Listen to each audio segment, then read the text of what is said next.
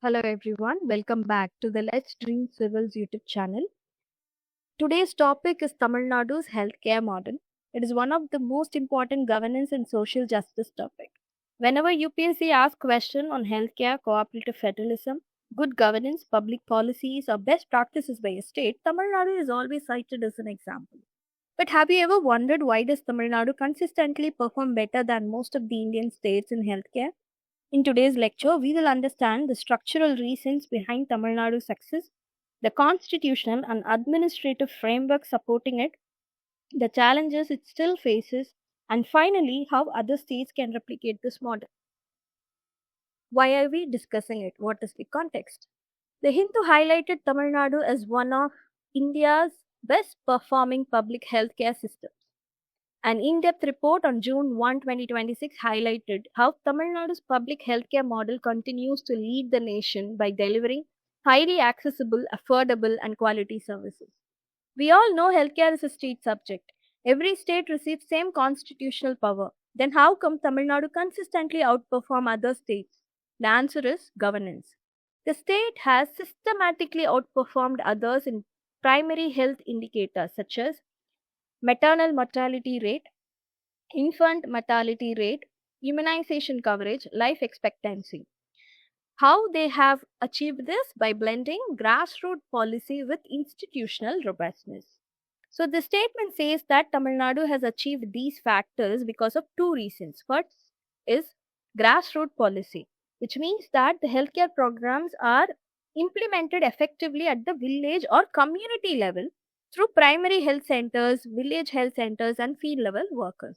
The second reason is institutional robustness, which means that strong government institutions with clear responsibilities, trained personalities, effective implementation, and stable administrative systems, which ensures that healthcare programs continue to function efficiently.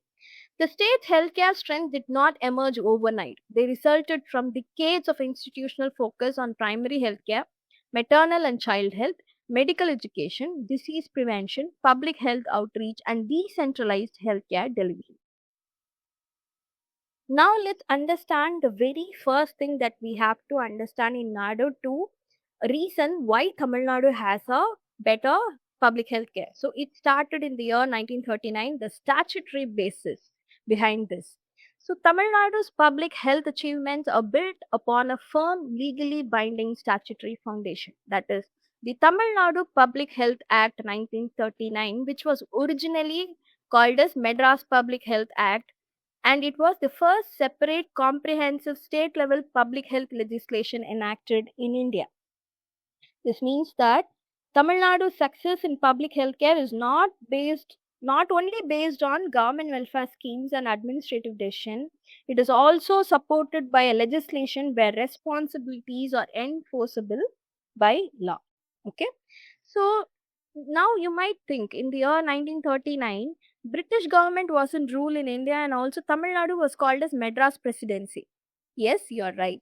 We all know in the year 1937, provincial elections happened where Indian National Congress won the majority of seats in Madras Presidency. The government was literally entirely run by Indian ministers. So the man directly responsible for introducing and pushing this legislation through was the Minister of Public Health, Dr. T.S.S. Rajan.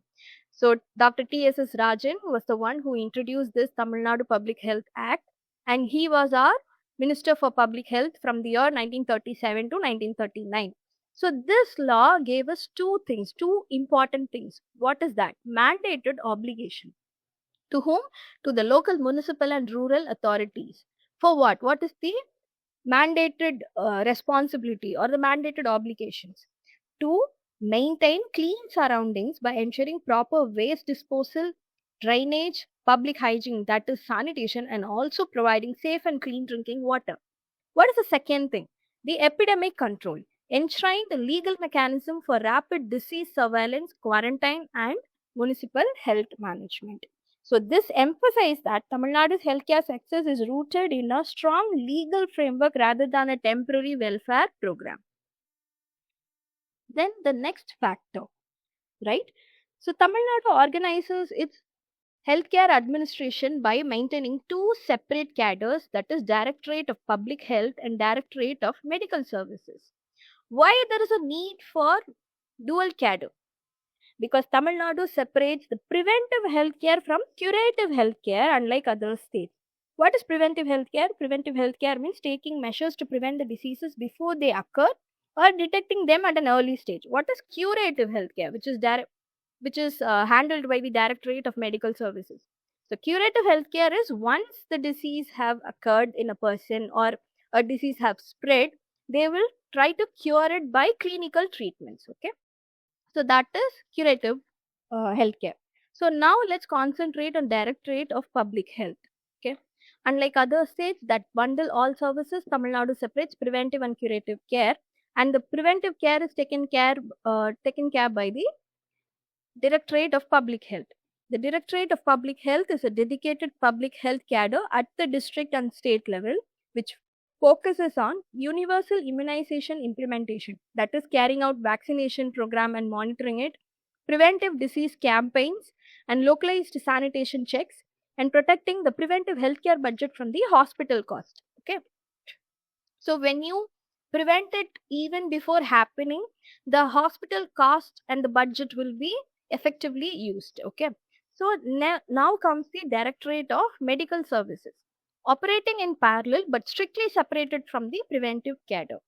The Directorate of Medical Service manages curator service, clinical treatment networks, and tertiary hospital logistics.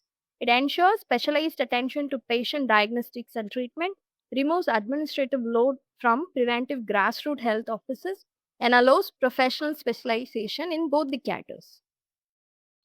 Now, this is the most important factor while considering Tamil Nadu's success in healthcare. That is the procurement model, which revolutionized the drug procurement in the state, which was later recommended by the World Health Organization to all the developing nations. So, it is a very proud thing for the state because it is first of a kind for any state or for any nation to implement it.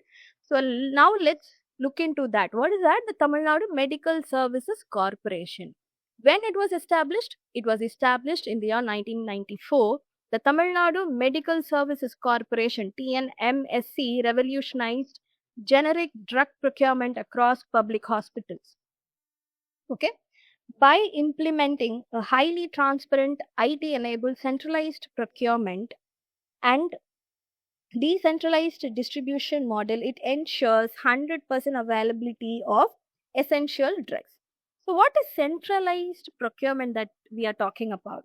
It means instead of every government hospital separately purchasing medicine, procurement is handled centrally through this Tamil Nadu Medical Services Corporation. And then decentralized distribution. Although medicines are procured centrally, they are subsequently distributed to all the individual healthcare centers. So this system eradicated artificial stocks shortages. Okay, uh, and has been widely recommended by the World Health Organization as a model for developing nations. So, what is artificial stock shortages? The shortages arises from the weakness in procurement, inventory management, or distribution rather than necessarily from an actual lack of medicine in the market. Okay, and Tamil Nadu Medical Service Corporation was not being presented merely as a Tamil Nadu specific arrangement, but presented as a model that can provide lessons for developing countries by the World Health Organization itself. And then, what is the other major problem that Indian public health sector face? That is difficulty in finding a qualified specialist, that too in rural areas, so that we can provide proper healthcare facility to the rural people, right? So how did Tamil Nadu overcame it? That is the in-service incentive. That is 50% of postgraduate medical seat reservation for in-service government doctors. So India's public health sector's major problem is continuous difficulty in finding qualified specialists in rural regions. So Tamil Nadu solved this with a unique incentive model, that is reserving 50% of PG medical seats for in-service government doctors, that is the doctors who are already working in the government healthcare system. So, to qualify for this incentive, the doctors must first at least serve for 3 years in rural primary health centers and execute a bond to continue serving in state public sector hospitals until retirement from service. Then here comes a recent flagship scheme which was introduced in the year 2021, that is Makkalai Thedi Maruthuvam. Now let us understand that flagship scheme. Okay. This scheme is an idea of taking medical care to the doorstep of the people. So the scheme was launched in the year 2021, which targets non-communicable diseases. So major focus of this scheme, right, is rural healthcare workers. Thus, the doorstep routine screening for hypertension, diabetes, and other such non-communicable diseases. What is the vulnerable outreach? So this scheme was specifically designed for individuals with restricted mobility, senior citizens, and marginalized socio-economic groups. Now let's look at the drug delivery system under this scheme. So the scheme supplies essential non-communicable drugs boxes directly to the homes, and it solves a massive clinical dropout. What is clinical dropout? That the people who stop receiving the treatment because they cannot travel, or there is no uh, healthcare centers nearby. So that is called as clinical dropout. So this scheme solved the massive clinical dropout rate because uh, it reduces the transport cost and the physical clinic inaccessibility. Okay. Now let's compare the health outcomes, that is Tamil Nadu versus India. So first factor is maternal mortality, that is maternal deaths associated with pregnancy and childbirth. Tamil Nadu average is 54 per 1 lakh live births, whereas all India average is 97 approximately per thousand for per 1 lakh live births. So it is achieved. Tamil Nadu has already achieved Sustainable Development Goal target way ahead of its schedule. And then comes the infant mortality. Okay, that is approximately 13 infant per thousand live births, whereas the all India average is 28 per thousand live births. This reflects the strong neonatal healthcare, institutional delivery, and robust PHC systems. Institutional delivery. So, what is institutional delivery? Childbirth taking place in a healthcare institution rather at home. So, that is almost 100, that is 99.8% in Tamil Nadu of total births, and whereas in national average it is approximately 88.6%. So how come we achieved almost 100% institutional delivery? Because it is fueled by the Dr. Muthulakshmi Reddy maternity benefit scheme and strong VHN presence. And then public hospital share. So how much share the public hospitals take in the clinical treatment of their diseases? So it is approximately 54% in Tamil Nadu, whereas uh, for national average it is less than 35%. Okay, so this demonstrates massive public trust because more than 50%, it's almost approximately 54%, right? So this demonstrates massive public trust and satisfaction in public health institutions. Now, how they reduce the out of pocket cost?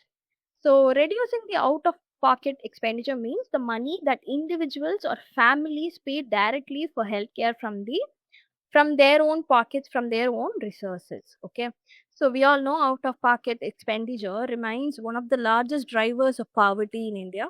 Through free centralized medicines through Tamil Nadu Medical Service Corporation and the Chief Minister's comprehensive health insurance scheme, Tamil Nadu shields vulnerable population from financial burdens arise due to the health debt. So, what is the challenges in the Tamil Nadu model? Rising non-communicable burden. So, rapid urbanization has led to exceptionally high hypertension and diabetes rates, stressing secondary level clinics. So, we have strong primary healthcare centers in the rural areas, but we are facing rapid urbanization, right? So, we need more secondary level clinics now. And then low cancer screening rate. Despite doorstep programs, survey shows under 4% oral cancer screening and only 11% of cervical cancer screening. So we need a massive behavioral counseling drives to increase the cancer screening rate. And then infrastructure accessibility gap. The older primary healthcare buildings lack wheelchair accessible ramp, dedicated washrooms for differently abled people, and also isolating differently abled population from local walk-in care. So we have to improve on those infrastructure accessibilities. And then nutrition double burden. Persistent undernutrition and anemia among tribal population coexist alongside rising obesity rate in suburban districts. So there are two contradiction, like whereas in suburban districts, obesity rate is increasing, whereas among the tribal population, anemia and undernutrition is persistent. So we have to take care of that also. Thank you so much for watching the video. If you find this video informative and helpful, kindly subscribe to the channel. We will meet in the next video. Thank you.